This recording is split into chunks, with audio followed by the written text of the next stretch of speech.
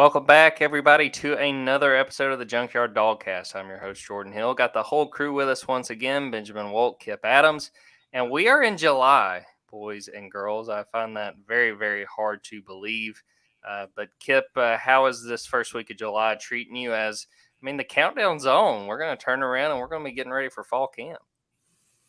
Well, I went to retweet the our podcast and saw that I was already limit reached for the day. So I'm still struggling to deal with not being able to use the social media outlet that we've become accustomed to over the last decade. But other than that, just ready for this summer heat to turn into the off season being over for Georgia. I mean, we're here. Like, it's time flows at the exact same pace every single year, and yet every single year we talk about how quickly time goes by. It's incredible.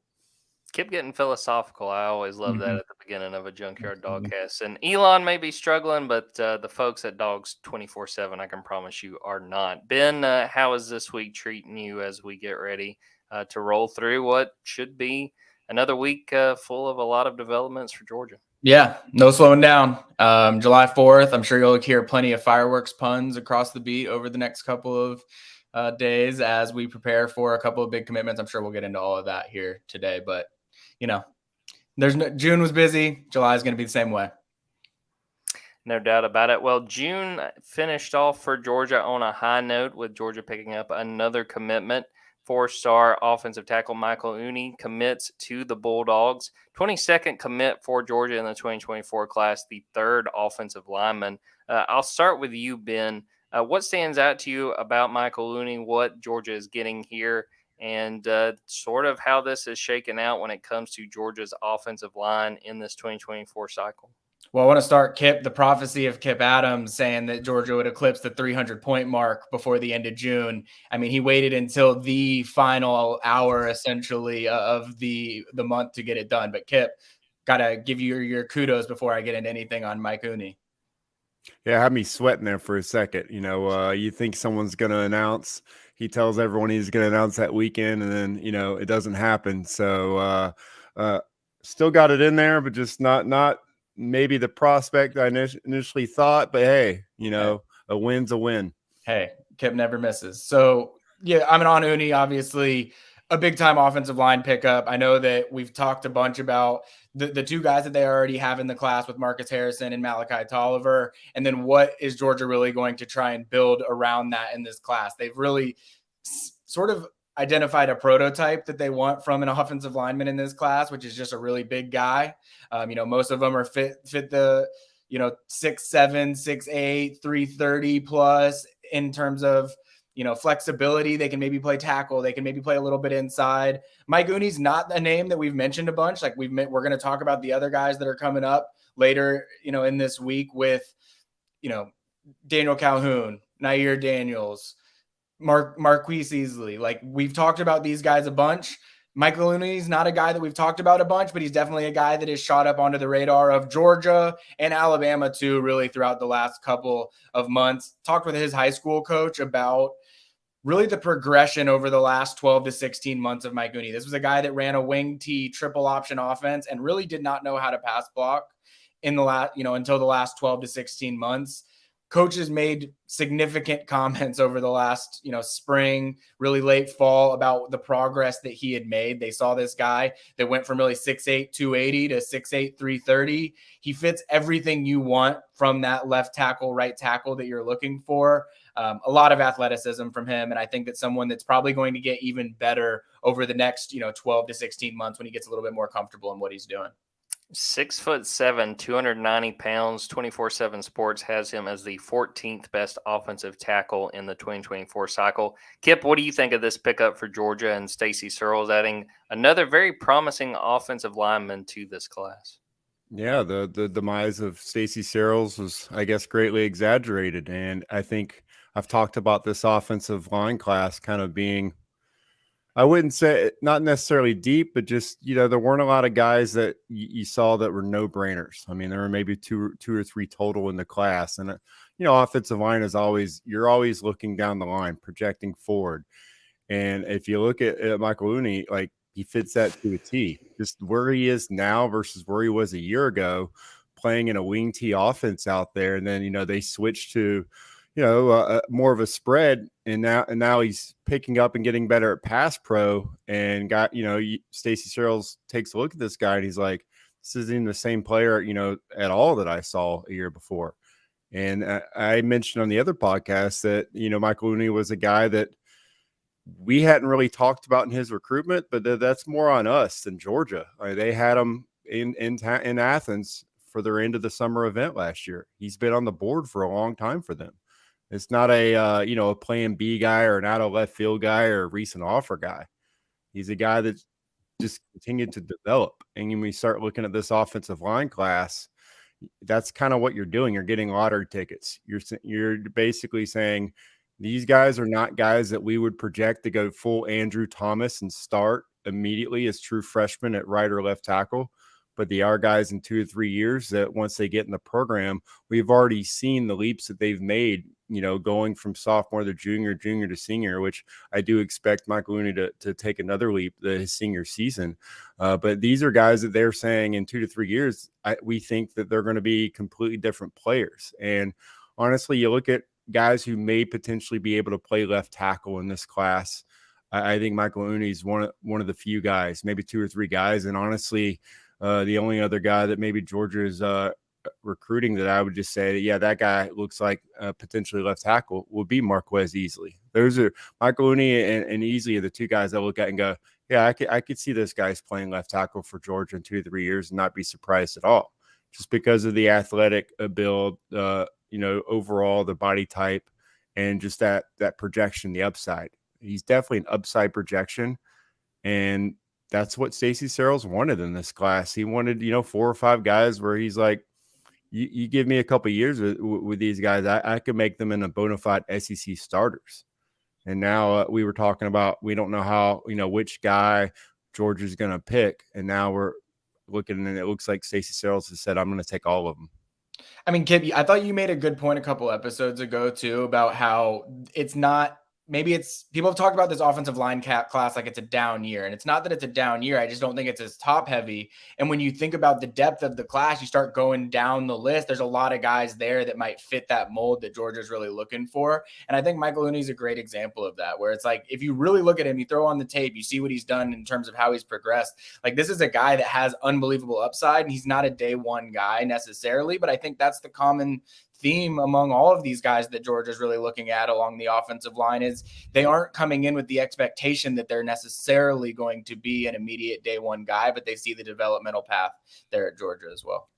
Also, you look at where things are now with there's not a limit on initial counters and there's a transfer portal.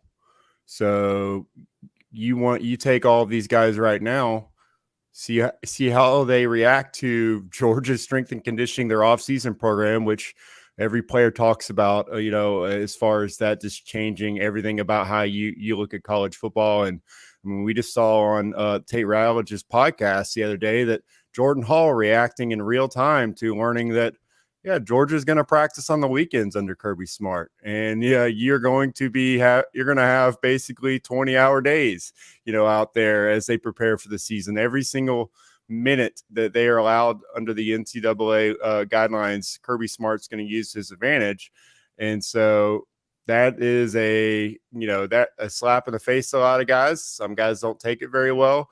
And so if you're Stacey Searles, he's probably going to push his guys, to the limit as well. That's just the kind of coach he is. So take as many guys as you want, see which ones actually react well to your line of coaching. And with the transfer portal, these guys might leave after their first off season, and you might be looking to sign 5 or 6 guys next year. So I've covered Georgia when they would sign 2 and 3 offensive linemen back-to-back cycles. I've seen what that could do. And honestly, Stacey Searles has seen what that can do to an offensive line. And so load up every year and worry about it later is a mentality that makes sense when you're just trying to maximize the roster and every role you have. To Kip's point, there was a couple offensive linemen from last year who wound up going in the portal this offseason. So it's definitely a strategy that makes a lot of sense for Georgia, and we'll see how it sort of develops in the coming weeks. And Ben, as you hinted at a few minutes ago, really in the coming days. Tell us a little bit about what these next few days and really the next week or so looks like when it comes to Georgia, when it comes to a few guys they've been hard after throughout this summer and even going back before that, that are getting ready to make some announcements. Yeah, I mean, if you get bored by offensive line talk, then these next couple of days are just not for you. Like, that has been all the talk for the last few weeks. It's going to continue that way over the next couple of days. Really, the 3 offensive line dates that we're looking at are July 5th with Daniel Calhoun out of Walton and Marietta, Georgia. We've got Nair Daniels on July 7th from New Jersey. And then July 8th is Marquise Easley out of Kankakee, Illinois, just south of Chicago. So really those 3 offensive linemen are the ones that I think we're going to be looking at the closest. Obviously adding Mike Uini at the end of June. That's one of these big guys that they're really looking at to add. The question I think everybody's asking is there a real possibility that Georgia can add all 4 of them? I definitely think there is the possibility that they can add all 4 of them. I sort of want to see Georgia take 6 linemen before I 100% believe they're going to take 6 linemen, but it feels as though they're in the best position for all of these guys that are making these decisions over the next couple of days. I put this in a post last week. It wouldn't be the first time Georgia took 6 offensive linemen under Kirby Smart. That happened in the class of 2020 as well. So it's not unprecedented. It's something that could happen. I think when we start to look at why might this have happened and how the spots might feel available for the offensive line, I think Carter Nelson making his decision, to go to Nebraska could have opened up a best player available spot as well. So if we just start thinking about roster management and how there is the possibility for 6 spots available along the offensive line, I think that's one consideration there that, Stacey Searles got priority in terms of best player available just because of the types of guys that he's got on his offensive line board right now.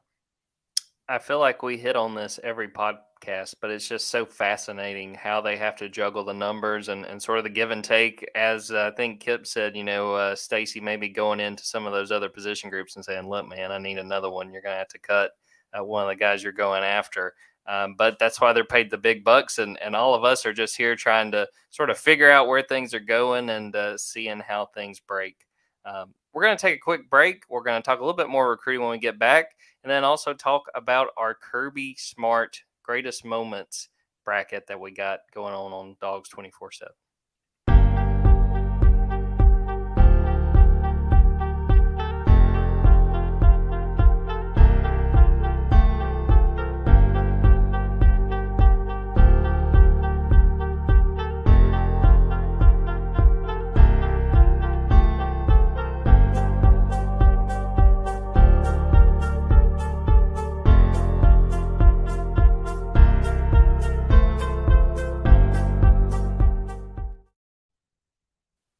Welcome back, everybody. Well, I wanted to throw a question at both Kip and Ben. And Kip, I'll start with you. Our buddy Steve Wiltfong has been doing a ton of coverage of teams across the country, and Ohio State has a whole lot of momentum going into this 4th of July week. Steve pointed out that there's a real possibility that Ohio State could wind up jumping Georgia for that number 1 spot. What do you think of where Georgia's class is right now and the possibility that we could go from where it looked like Georgia may have the opportunity to have the number 1 class ever put together, to the fact that Ohio State is putting together a real push to earn that honor instead? I think it's something that gets forgotten every recruiting cycle, but Georgia's not recruiting against air. There's resistance involved here. There are other coaches out there, and we talk about coaching salaries skyrocketing, over the last 5-10 years, and how they're, having to work year round to earn that salary. Just the fact there's no downtime. Well, huge part of that salary, I would say probably the biggest part of that salary, is recruiting. If you want to, move up in the coaching world and get better jobs, and you also want to get, pay raises, we see it annually, especially at Georgia. Kirby Smart staff every year in the off season, you put out the raise articles on the different guys, different salaries, and then you see the comments, and it's usually well earned, not enough. When is he getting his raise? These are all recruiting based aspects. And they're talking about the guys that they brought in. That's kind of that direct way of evaluating each position coach. Did Todd Hartley land another 5-star tight end? Now Trey Scott is landing elite defensive linemen left and right. But that's why these guys are getting paid the big bucks, and Georgia doesn't have the highest paid coaching staff in the country. There are other assistants out there that are making over $1 million, so that are making $700,000-$800,000 to just be a position coach, because they're elite recruiters as well. And we just watched Georgia and Ohio State go, that's as evenly matched a game that you could possibly have. So I think the Buckeyes are right there where Georgia is overall as a program, even if they are not the back-to-back national champions. There's a lot for Ryan Day to still sell with this program, and they're recruiting at an elite level. They're in on some of the same guys, these recruiting battles. And we can look right at right down the road, or we just talked about, Dylan Raiola transferring in to Buford High School. And probably the most, hotly contested recruitment right now is that of 5-star safety KJ Bolden. And Buford likes their players to make decisions before the season. And KJ Bolden is a guy that's took his official visits, and we think that it's a Georgia-Ohio State battle, and there's reason for both programs to be confident right now. So you look at the fact that if he's only taking one unofficial visit this month, and if it's to Auburn, if Georgia and Ohio State don't get him back on campus, then they're trying to gain momentum in a recruitment where they might not see him again. That's something we're going to be tracking over the next couple of weeks, but I don't think it means anything as far as Georgia's class so much. It just means there are other teams out there recruiting at a high level. And when you start looking at the top 2 to 3 classes in the 24/7 sports team rankings, those are the teams that annually are competing for national championships. And we know that Kirby Smart's not losing any sleep, whether his class is ranked 1st, 2nd, 3rd, 4th, or 5th. But right now, it is about those individual recruiting battles, and there's going to be ebbs and flows, ups and downs. That's why everyone loves recruiting. That's why we have so many subscribers to Dogs 24/7, and that's why it's entertaining, because you do not win every recruiting battle. But Georgia is going to win enough this cycle to have an elite class. I never personally, knew whether this class would be the all-time. It would break Texas A&M's record. You got to basically hit every single home run possible to do that. And I think that in the end, Georgia's going to be in the mix for it. Georgia's going to have a great class, and Georgia's actually got momentum with some 5-stars that we weren't even talking about with Georgia a month or two ago. That's just how quickly things change in recruiting. Steve's statement about Ohio State's chances come after Justin Scott's commitment to the Buckeyes, which was one that, Ben, it seemed like you took a lot of interest in. What did you think about that decision, and then generally just that statement that the Buckeyes are really hot on the trail of Georgia for number 1? Yeah, well, I mean, I think that a good sign of does a team have a chance of having a better, quote unquote, better recruiting class than Georgia this cycle is, can you win those head-to-head recruiting battles against them? I mean, obviously, we can call it the Dylan Raiola Bowl maybe of this recruiting cycle. Like, Georgia obviously won that big one, but Ohio State's won their fair share as well. They've got a guy in Jeremiah Smith that's committed in their class. Justin Scott, I think, is a guy that everyone sort of felt good when he was coming out of their official visits. I mean, I think Miami, Michigan, Notre Dame, everyone did. It's funny. I think that Ohio State was the one where there was the least conversation about. So I think that's just where the interest came from, is it was a little bit of a surprise, not out of the blue decision, but just showed that Ohio State's not, they make an impact on those defensive line recruits in a big way. And so I think really what this is going to come down to, I'm not going to sit here and act like I'm an expert on what numbers Ohio State can take, because I can't even say definitively how many guys Georgia can take in this class. But I think when you look at who Georgia has left, I mean, we've mentioned the 3 offensive linemen that they have coming up, Joseph Jonah Jonye coming up on July 12th.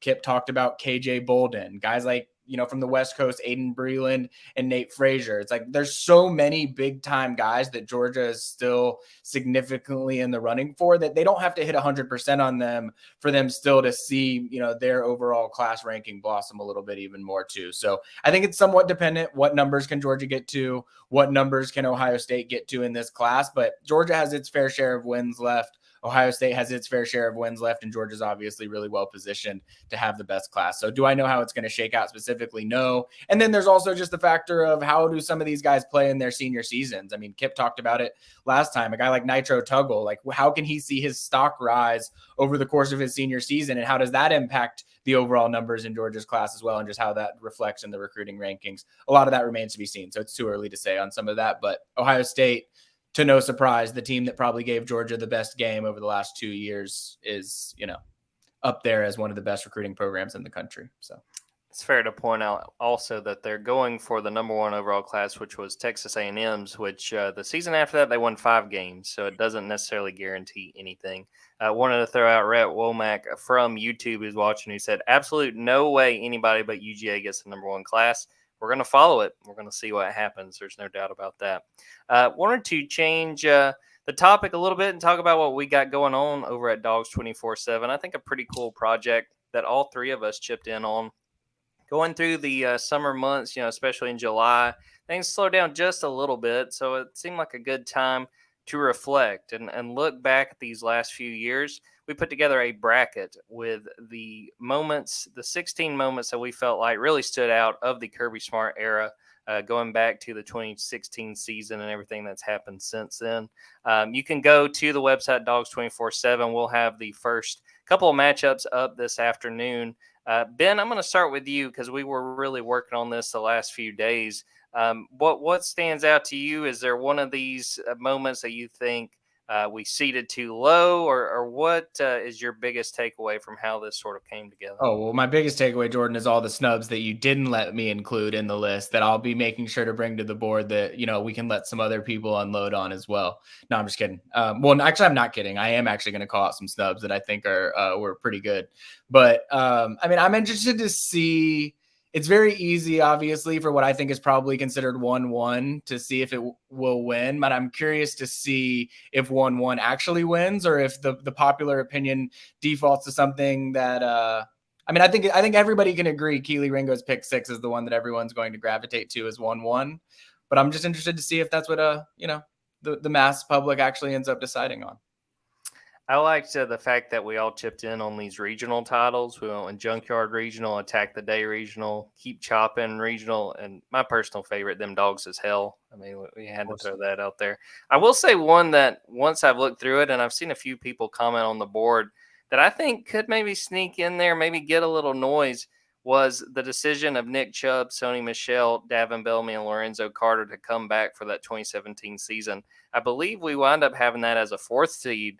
I think depending on how things break, maybe it could get a little momentum behind that, because you think after that 2016 season, very disappointing season, they all come back. And clearly, if those guys don't come back, Georgia is not playing for a national championship in 2017.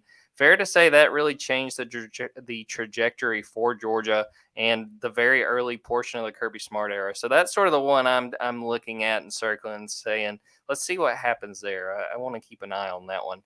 Kip, what do you think of the bracket? Anything really stand out to you? Just how many moments we've already had, and just kind of looking over it, a lot of it just kind of reminds me of, even though he might be guilty of coach speak and every single press availability he has, Kirby Smart's had quite the sound bites over the years. Maybe half of them are actually leaked audio, but he's had some great ones, and just we aren't going anywhere. That aspect of him reminding everyone that this isn't going to be just a one-hit wonder with this program. This was always part of the plan. And just the maybe his first introductory press conference as well. I mean, like, this was the moment that kind of Georgia fans had been waiting for, talking about Kirby Smart. They thought that they kind of had him, before, and it didn't work out. Will it ever happen? We got him. That was the we got him moment. And he lays out all of his plans for the program. And I just remember the reaction from Georgia fans. It was like, this is it. This is the beginning of an era. Nothing will ever go wrong. Now they fast forward to, Isaiah McKenzie getting that 4th and 1 handoff against, Vanderbilt. People were kind of scratching their heads going, wait, what's going on here? There were some ups and downs involved in there as well. But I'm just looking back to the earlier part of when he first got to Georgia, just that euphoria that it kind of just waved over the entire fan base, and then just the buildup. I mean, these moments are all just that, that 41 years of, not getting to the mountaintop, and these moments along the journey where, they didn't know if they were going to get there. So I agree. I think we know how this is going to end, but just I'm interested in seeing just the opinions, because each one of these moments has to hit home and like just bring apart such strong memories from the fan base. Not all positive, but just some powerful memories, and just a reminder of like just what an incredible journey it's been of fan bases of different ages watching Georgia program, for maybe new fans that maybe came on board with Kirby Smart, but also there's people that have been watching Georgia for 30, 40, 50 years. So, the last decade has been a whirlwind, and I think it's very befitting for right now, before we go into this season, as Georgia looks to, maybe make some history again, to look back and look at some of these moments and not forget how we got here. It's a very fun project to put together, and I think something that I thought about today as a writer, just being able to see some of those moments, because we posted this, and I saw some of the people in the 24/7 network were like, "Hey, some of the other sites should do this," and I'm sitting there thinking, a lot of these sites won't be able to. I mean, that's just because of what Georgia has experienced and how much they've accomplished these last few years. It's sort of a tall task for other teams to find themselves in a situation to not only go through this, but Ben, we were talking about this. We might have been able to pull off a 32 team, bracket, because there was a lot to choose from. There was a lot that we cut that gave you, sweet content for that snub story when that one comes out. Well, Kip said it too. Like, there were it's crazy to think how many moments there have been in such a short period of time, to the point that we were struggling to narrow it down to what we wanted to. I mean, we were reaching out to some other folks and just fans, getting their insight on things as well. And like, the list was much longer than you would think, just if you're taking face value, what are the big moments? And it just goes to show you, I think the phrase moments is really poignant for this, because it just shows you how many moments there really have been over the course of the 8 years that changed the trajectory of where things were. And I think that that's what'll be cool, just to see what moments really made the biggest impact on folks. Really like this comment on Facebook from Corey Paul. Waited 20 years for these moments. There's a lot of people that obviously have relished a lot of what has happened, and really fascinating just to see what this bracket looks like, how it goes forward these next few days. Again, if you're listening to this live, the first two matchups will go up on Monday afternoon, and we will have several more as the week goes on. So really excited for that. Before we wrap up this episode, we are a few weeks away from SEC Media Days. I believe all three of us will be up in Nashville, get a chance to check out Georgia, as well as a few of the other teams along the way as we get ready for the 2023 season. I'm expecting next week that we are going to hear who Georgia is going to send as their player representatives. Obviously, Kirby Smart will be up there. I wanted to get a poll from everyone on this podcast of who they expect the choices to be. I'll go ahead and start with mine. I'm going to say Brock Bowers is going to be the one offensive player that winds up going to Nashville. I think that given his success, given the fact he won the Mackey Award last year, and, he may get a little dark horse Heisman Trophy buzz going into the 2023 season. I think Brock's going to get a chance to go. I'm going to go kind of off the radar a little bit with one of my two defenders that I think is going to go. I'm going to say that Zion Logue goes. I think him being from Tennessee, this is going to be in Nashville, him being a veteran and someone that Kirby Smart has been very comfortable putting out in front of media. He's always, honestly, a really good interview and gives a lot of good insight. I think it's going to be Zion. And then my third and final player is going to be Javon Bullard. I think the fact that he played so well in the playoff, and again, another guy that's a really good interview. I thought he gave great insight even the day after the national championship game. My prediction is going to be Brock Bowers, Zion Logue, and Javon Bullard. Kip, I'll start with you. Who do you think is going to be representing the Bulldogs among the players when we are up there for media days? I think Brock Bowers is as close to a lock as you can get. That combination of being Georgia's most prominent player and also someone who's going to give the most boring answers possible is just perfect for Kirby Smart. Along those same lines, though, I know he represented him last year, but Cedric Van Pran is still if somebody wakes up sick or is unable to go, I just feel like Cedric Van Pran is going to be that guy that's just ready and locked in if Kirby Smart needs to send him.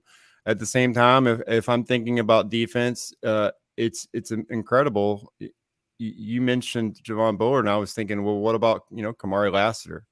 Just another guy that we think is going to be prominently on all the preseason lists, a guy that's represented Georgia very well, and a guy that, again, I think gives good quotes, but is not someone who's going to rock the boat too much. So those are kind of those Georgia requirements to get sent there. So, I think Kamari Lassiter's a guy to watch as far as, getting the invite. But I do love what Zion Logue is he's been kind of that offseason representative of not just waiting your time, but just also he embodies everything that Georgia football is about. So I think that's a perfect send off, not just for Trey Scott, but just for everyone in the Georgia program. And just the guy that, did not come in with a lot of fanfare, but bought in and now gets a chance to make a big impact, once again for Georgia this year. Ben, who are you feeling? What are you expecting to see in Nashville? I feel like Kirby should let Jordan Hall come just for content purposes. It seems like he's going to be a content machine until they, quiet that down a little bit. But I think you guys have nailed all the ones that I would say. I think Brock Bowers, to Kip's point, is the perfect combo of everybody's going to be talking about him, and he's going to be willing to say absolutely nothing. That'll be perfect for what Kirby Smart wants to bring. I think Cedric Van Pran, he's been an offensive leader for 3 years now, and he's so good with the media. I think that the fact that he's done it once already is maybe the one reason why he would be less likely to do it, just to give other guys opportunities. And then you all mentioned Zion Logue. I was battling back and forth between Logue, Lassiter, and Bullard. I just feel like Logue, he is that sort of senior defensive front leader. He's taken on that kind of captaincy role almost on that defensive side, it feels like. And I know we've mentioned it once already, but the Real Talk Georgia podcast, he's sort of taken over doing that stuff with Tate now. And I always want to give them a nod because I think they do a really good job. You get an inside look at the program in a way that you really don't anywhere else. So I think that he's taken on sort of that media voice in a way that I think I think he's a guy that'll end up in Nashville as well. I didn't even think about the Tennessee factor that you brought up either, Jordan, but that makes a lot of sense too. Always got to be thinking about that stuff, Yeah. Ben. I'm hoping that if Zion goes, that he pulls a Warren Brinson and maybe he asks Kirby a question during the big show in the big room. That's what I'm hoping for. Before we get out of here, we're getting ready. It's about to be the 4th of July. I was going to check in with you guys. I'll start with you, Ben. Any big plans for Independence Day? No, I was up at the lake earlier over the weekend, so I kind of got my July 4th festivities out of the way. Watched some Braves, watched Ricky Fowler win a golf tournament. So, it's been a good weekend for America so far, I would say. Definitely, no doubt about that. Kip, how about you? What is 4th of July looking like for you? Homers, lots of home runs, man. I don't know if anyone listening to this pod is a Braves fan, but if you guys, watch June, this team set all kinds of records and so many home runs. It's, every other inning was a home run. And then, started July off just not missing a beat, crushing the Marlins, crushing their hopes of coming in and showing up Atlanta. I plan on watching that continue, against the Cleveland. I guess they're still the Guardians as of now, the Cleveland Guardians, going in there and humbling another franchise and continuing to, play just outstanding baseball. I don't remember a team just being this much fun to watch. Congratulations to all eight All-Stars. And I'll be making sure to stay hydrated and enjoy the Braves run as we continue to another World Series run. Dingers for America. I love that, Kip. Absolutely. I think I'm going to lay low, watch the Braves, and maybe grill some hot dogs. It's a little bit hot outside in Athens right now. We're to the point in the summer where it's just absolutely miserable. So try to lay low, just stay outside long enough to grill, and then see what the Braves are up to. Gonna give Joey Chestnut a push tomorrow, Jordan? Probably not. I'm going to do my best, but don't hold your breath on that one. I can promise you that. Well, on that note, we're going to wrap up this episode. I appreciate Kip and Ben for popping on. I appreciate everyone who checked this out live and everyone who has listened to this after the fact. I want to say happy 4th of July to everyone. Hope everybody stays safe and has a good time with family and friends. So until next time, take care, everybody.